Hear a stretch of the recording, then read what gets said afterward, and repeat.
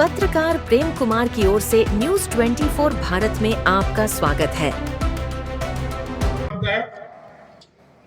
शहीद परिवार के साथ खड़ा है और शहीद परिवार को उचित न्याय मिले, इसके लिए पूर्ण रूप से पूरी तरह बिहार और दिल्ली की सरकार आपके साथ खड़ी है।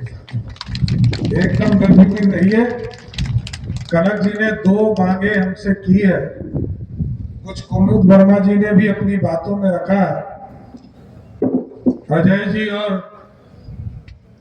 उपेंद्र दागी जी ने भी अपनी बातों में रखा है। एकदम आश्वस्त करता हूं मैं, सरकार पूरी तरह चिंतित है और मैं तो स्वयं सैनिक का बेटा हूं साथी।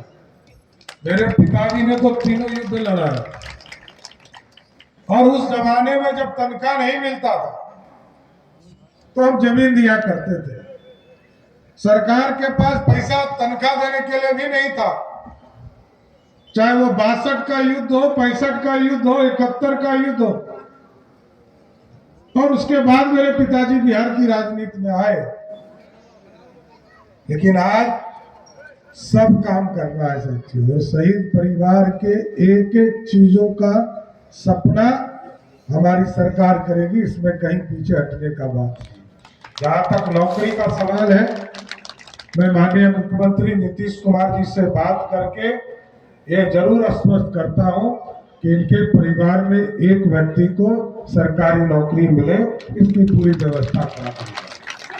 और दूसरी जो हमारी पॉलिसी है कि गांव में हम लोग जमीन देते हैं, यहां पर भी जिलाधिकारी यहाँ पे साथ में है, ये समीक्षा कर ले कि इस इलाके में 1 एकड़ जमीन जहां भी उपलब्ध हो तो कनक जी को उनके जीवन यापन के लिए उनको सरकार अपने तरफ से देने का काम करेगी।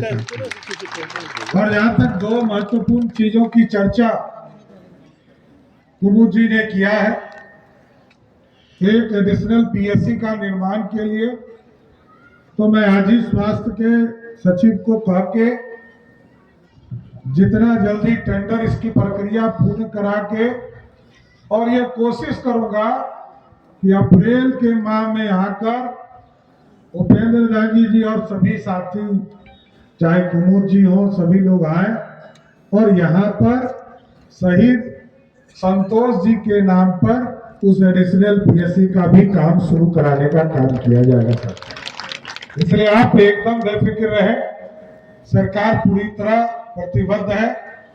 और नहीं तो मैं समय निकाल के नहीं आता, मैं तो अपने क्षेत्र में था, मेरा बेगूसराय में कार्यक्रम लगा था और उसके बावजूद मैं विशेष तौर पर आपके बीच में हमारे भाई सूबेदार संतोष जी ने जो प्राणों की आहुति दी है उसके लिए मैं आया हूं। इसलिए एकदम बेफिक्र रहिए। भारत की सेना कल तक इंतजार करती थी कि देश का प्रधानमंत्री, रक्षा मंत्री हमको ऑर्डर देगा।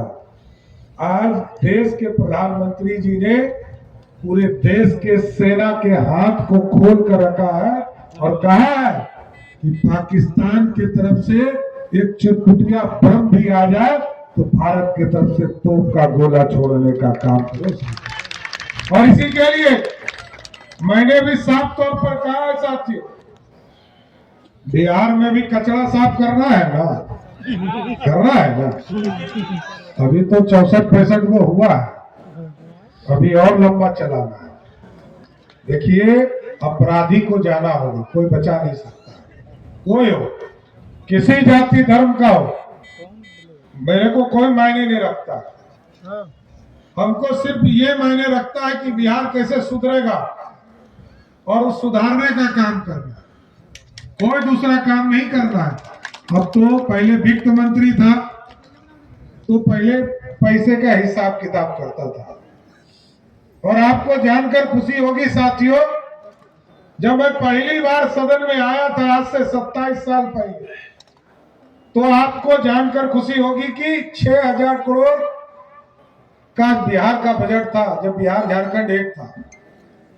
मैं सरकार में मंत्री था, लेकिन बिहार बदला, बिहार की आर्थिक स्थिति बदली, बिहार आज बदल रहा है और बदलने में सुशासन को और ताकत देना पड़ेगा, क्योंकि अब इंडस्ट्री लगाने का समय आ रहा है।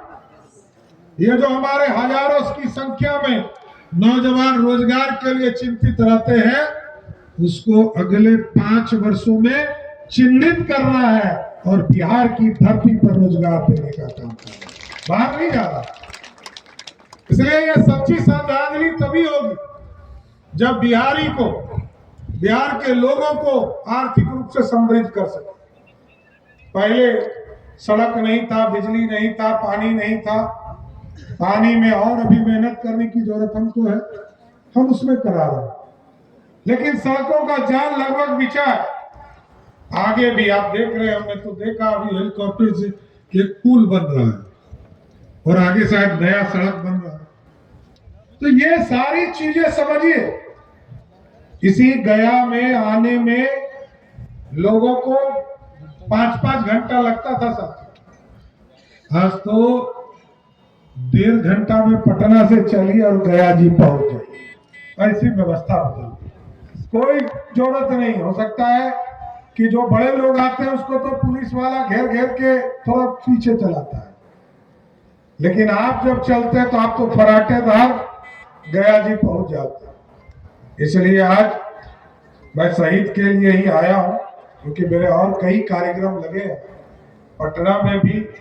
आज मैं पहली बार पुलिस बिल्डिंग जा रहा हूं, तो मेरे जो चैम्बर तैयार हुए उसमें भी आज ही मैं जा रहा हूं, तो वहां भी जाना है।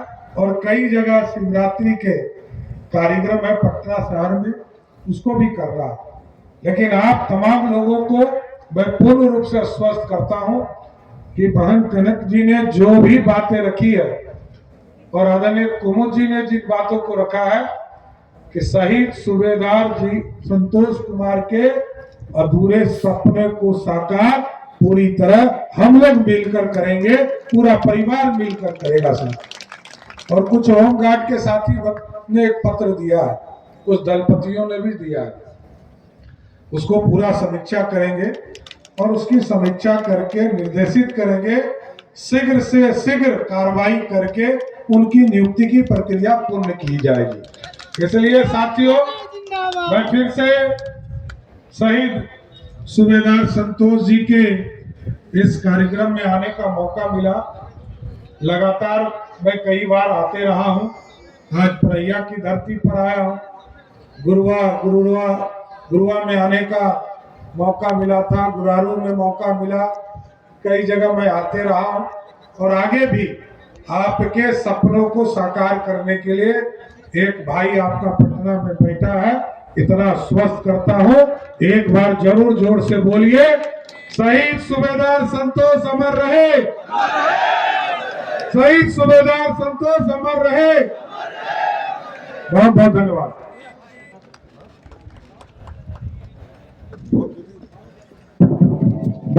बिहार के यशस्वी उप मुख्यमंत्री आदरणीय श्री सम्राट चौधरी जी का अभिनंदन करते हैं, स्वागत करते हैं इन शब्दों में कि संतोष तेरी कुर्बानी को व्यर्थ न जाने देंगे, संतोष तेरी कुर्बानी को व्यर्थ न जाने देंगे, तेरे सपनों में स्वाभिमान को झुकने और झुकाने न देंगे, और चाहे लहू से लाल हो जाए धरती, गुलशन पर आग न आने देंगे।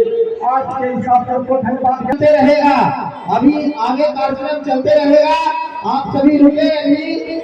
और मैं सबको अभी कहना चाहता हूँ कि कार्यक्रम अभी चलेगा, मुख्यमंत्री जी का समय कम था इसलिए कार्यक्रम को आगे बढ़ाया गया था, लेकिन कार्यक्रम आगे चलते रहेगा। मैं सभी लोग को निवेदन करता हूँ कि अभी आप रुके, और मैं सबके प्रति आभार प्रकट करता हूँ कि आप संतोष शहीद सूबेदार संतोष बाबू, इस जहां के हमारे नाम इनका हरदम रहेगा। लिखने वाले लिखेंगे कहानी, पढ़ने वाले का आंसू बहेगा, पढ़ने वाले का आंसू बहेगा।